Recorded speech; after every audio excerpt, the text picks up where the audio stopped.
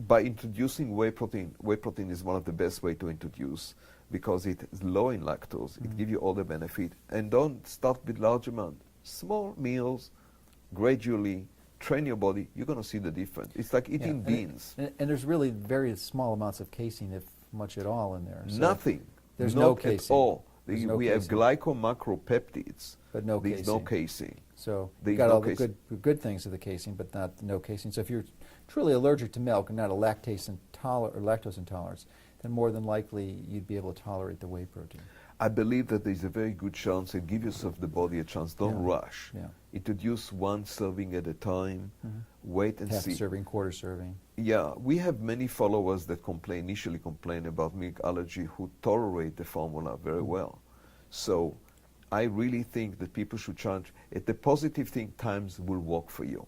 Okay. If by any chance you have massive reaction, you run to the bathroom and nothing really works, then probably it's too late. Yeah. You develop, I know people are sensitive to eggs, you know, but and then you can't have it. But it would be sad because it's such a phenomenal great food, and really is. It's definitely, it's significant. It's maybe 1/3 of my food is protein, maybe more, especially now because I'm in a phase of my life where I'm seeking to actually put on about 5 or 6 pounds of muscle mass, then maybe even 10 pounds. So I'm using this as a tool to do that. But you've outlined some clear processes that differentiate the low-quality whey protein from a high-quality. And there's obviously cost to do this. I mean, there's more time, effort, and energy, and someone's got to be paid from the producer of the milk all the way up the chain because there's extra cost to them. So it costs more to produce this in the final product. And clearly, this whey protein is more expensive than many you would find at a typical store. So yes. I think it's more than justified. We're not interested in selling low-quality food. I mean, it really takes effort and energy to produce this type of quality. So, but I'm wondering if someone, for whatever reason, they can't justify this long-term and they need to make a compromise, what would you recommend as a second-best source? Or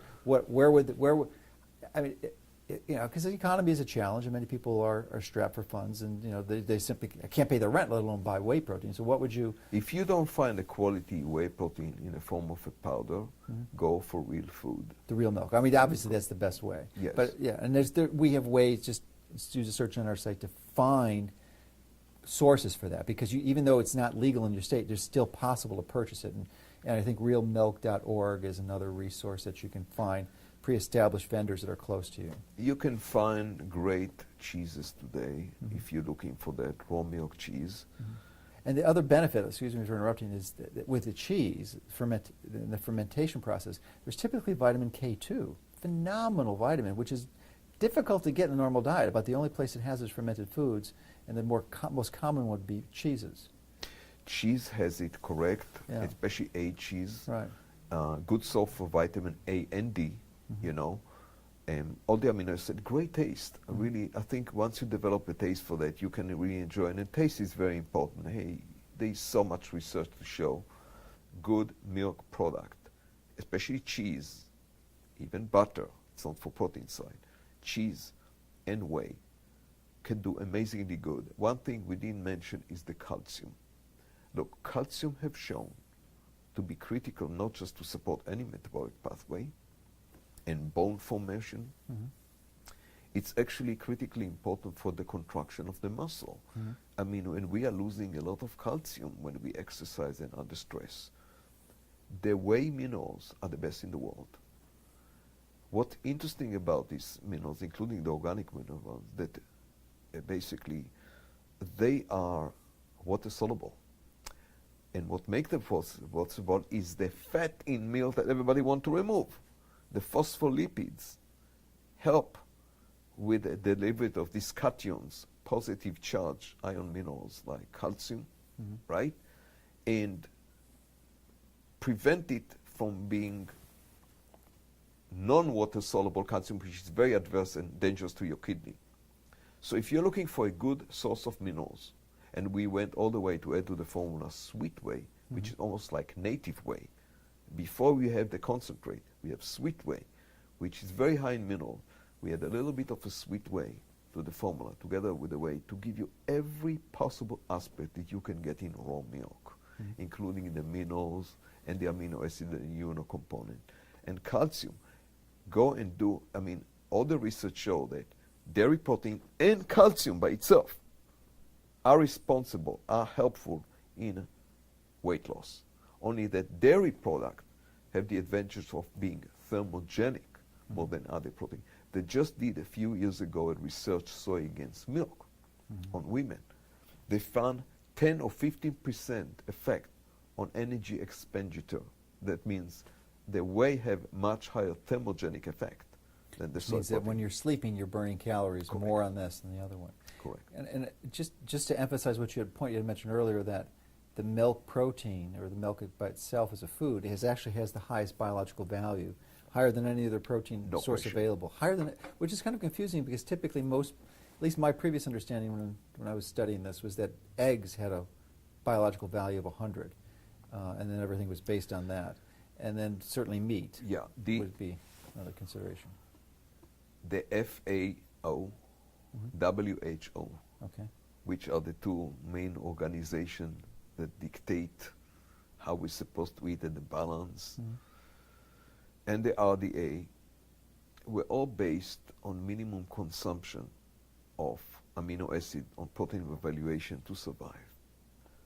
But today this concept is obsolete due to the fact that currently scientists realize, and not realize, it's been proven, that there are other components in amino acid because they signal the gene, and the signal not just to build muscle, they signal the gene to do many other metabolic actions, protective action, immuno actions, and many other actions.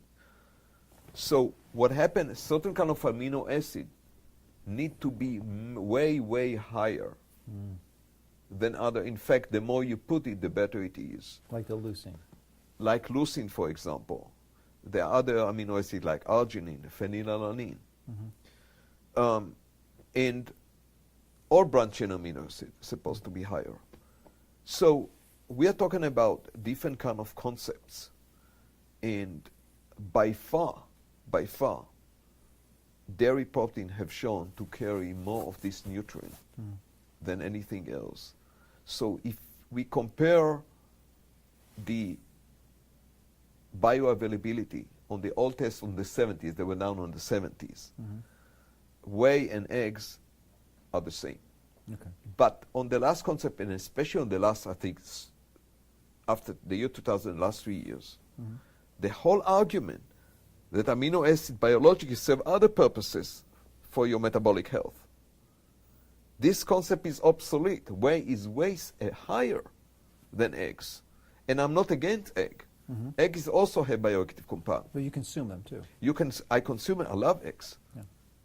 But there is no argument that dairy are superior to meat, they're superior to fish, they're superior to eggs. And eggs actually is one of the best protein around. We can do very well on eggs. Eggs are better than meat, and fish too. That's a very interesting I find it hard to say that because, quite honestly, every food has its own advantages. Meat is a great carrier of iron. Other stuff don't contain iron, But as far as the concept of supplying full amino acid essential, conditionally essential amino acid, and bioactive compound, and amino acid, hands down, dairy is the best. I know there are many people who hate dairy. And they say, and they bash it, they say that it causes infection and it causes disease. And I absolutely say go back to do your homework and look at the research. It's born on the face. Lacto-vegetarian societies did extremely well. That's good. Are there any other closing comments you'd like to make about the whey and maybe guidance for people choosing it if they're going to? My opinion is this. Get your basic nutrition from whole food. Obviously. Fruit, vegetables, if you're a meat eater, good source of meat, High grass-fed, quality, yeah. yes, high quality. Fish, wild catch, especially from the north. And cheese, from graze-fed, ideally from raw milk cheese. Get your best sources. Make sure that they are organic if possible. If you choose to supplement yourself, then make sure you supplement with stuff that which is derived from food. That's my opinion. And whole food. So when it's coming to protein, which is very important to use some kind of supplementation, you can just shop fresh way around. You can find it. Get only the best. Do not waste your money on cheap protein powders. Stay with the grocery food. It's much cheaper. It's much more effective. If you get yourself, decide to take a decision, spend your budget on quality protein. Even if it's more expensive, there is no way around it. Don't put stuff in yourself that animals refuse. Mm-hmm. And I can tell you, animals refuse to touch cheap protein. Yeah. Well, thank you for coming over to Chicago and helping educate us about this very important topic. And I really think it's an important part of my health program, and I'm just glad that we were able to connect and help provide this understanding, because it's really we need these tools, these resources to help us better take control of your health, and I think you help provide one of them for us. Thank you for inviting me, Joe. It's wonderful being here. I really like this place. Okay. You built a wonderful office here. Well, it feels almost like home here. Well, thanks. All right, we'll have to have you back again soon. Beautiful. All right. Thank you.